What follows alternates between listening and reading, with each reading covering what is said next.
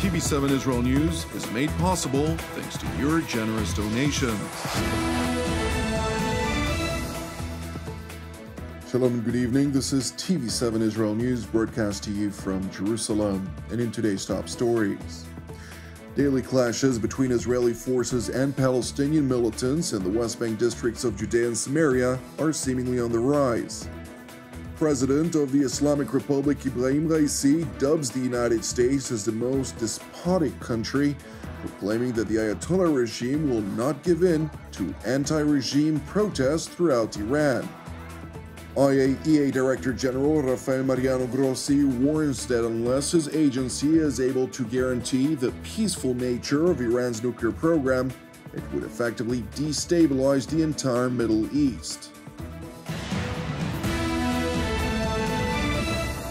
Deadly clashes were reported in the West Bank districts of Judea and Samaria overnight, as Israel's defense establishment remains unrelenting in its war on terror as part of Operation Wavebreaker. During the nightly counterterrorism activity by IDF, ISA, or Shin Bet and Border Police Special Operations Forces, 15 suspected terror operatives were successfully apprehended. Moreover, during the course of an arrest of a wanted terrorist, local militants opened fire and hurled improvised explosive devices toward the Israeli troops, who responded with live fire. And while no injuries were reported among the Israeli forces, the 3 attacking militants, including one senior field operative, were killed in the exchange of fire. Separately, a Palestinian terrorist opened fire from a moving vehicle toward an IDF post near the West Bank community of Ofra. בשעות הצהריים אירע אירוע ירי לעבר לוחמים במוצב עופרה. הלוחמים הגיבו בירי, מחבל התחיל במנוסה, כוחות הגדוד ביצעו חסימות והחלו במרדף. כוח זיהה את רכב המחבל, חתר למגע, צמצם טווח ונטרל את המחבל. אני גאה בלוחמי גדוד 92 על ביצוע המשימה וחתירה למגע. אנחנו נמשיך לפעול ולהגן על הגזרה ולייצר ביטחון לכל התושבים העוברים בה. Israeli President Yitzhak Herzog concluded a 2-day visit to the Gulf earlier this week, becoming the first Israeli head of state to make an official trip to the Kingdom of Bahrain and the United Arab Emirates, respectively. President Herzog initially traveled to Bahrain on Sunday, where he was warmly received by King Hamad bin Isa Al Khalifa. تسهم في توطيد العلاقات والتعاون المشترك بين بلدينا متمنين لكم إقامة سعيدة. شكرا فخامة الرئيس. Your Majesty, this is a great moment, and I'm extremely honored to be here in the Kingdom of Bahrain. You're at the forefront of making history in the region, where Jew and Muslim can dwell together as sons of Abraham and move forward in peace. It's a long process, but we can dream of it, and we can see how nations join the path of peace. And the Kingdom of Bahrain is really one of the pioneers in this process, joining other nations who are together, pursuing peace together, for the benefit and well-being of our peoples and for the benefit and well-being of the nations in the region and the world at large. Following his 1-day visit to the Kingdom of Bahrain, President Herzog traveled to the United Arab Emirates, where he met with his Emirati counterpart, Sheikh Mohammed bin Zayed Al Nahyan, at his presidential palace in Abu Dhabi. UAE is a major linchpin in the movement towards peace in the region. And I must say that the Abraham Accords are a national consensus in the State of Israel by all parties and all factions of Israeli politics. And after 2 years of the Abraham Accords, where we took off so beautifully, now we need to reach cruising altitude, meaning upgrade the relationship even further, strengthen them, and bring more nations on board of the Abraham Accords. Thank you very much, Mr. President, for coming back again to your second home. It's really means a lot to us. This is a new relationship that we are trying to build a very strong bridge between all both countries. And I think we have built a very strong bridge that we are both proud of. And our Abrahamic Accord is achieving its goal, so we are very proud. Upon returning to Israel on Tuesday, Israeli President Yitzhak Herzog traveled to the IDF headquarters in Tel Aviv, where he met with outgoing Israeli Defense Minister Benny Gantz and IDF Chief of General Staff Lieutenant General Aviv Kochavi, during which he received a comprehensive intelligence assessment of the General Staff regarding Israel's preparedness for war. Following the assessment, which took place behind closed doors, President Herzog released a statement noting, quote, "Today, I was exposed to the amazing work of the IDF, active fighting in 6 arenas and extraordinary professional and ethical activity for the glory of the State of Israel. The citizens of the State of Israel love the IDF and are in love with its soldiers, and I tell you, as the President of the State of Israel, that the measure of trust in the IDF is soaring, and that you will continue with your strength in this successful military action and in your social roles as the motor of Israel's moral and educational growth." Turning to Iran, where President of the Islamic Republic Ibrahim Raisi, in a speech on Iran's Student Day at the University of Tehran, seized the opportunity to lash out against the United States of America, dubbing it the most despotic country and greatest dictatorship in the world. مستبدترین دیکتاتورترین حکومت در این دنیا حکومت ایالات متحده امریکاست.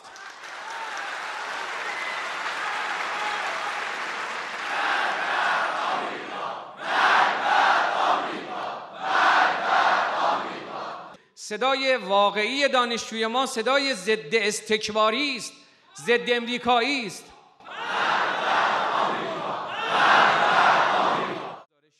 The Iranian president, who repeatedly blamed the so-called West as responsible for the unyielding anti-regime protests throughout Iran, went on to assert that the Ayatollah regime would never give in, nor would the students who support it. تصور کردن ایران کشورهای دیگه است. اینجا ایران است، مردان و زنان فرهیخته‌ای داره، مگر اجازه میده به شما هر کاری بکنید؟ It is important to know that during the speech of the Iranian president, brave university students gathered outside the courtyard and began chanting against the regime, all the while proclaiming that they are not afraid of the brutal revolutionary forces.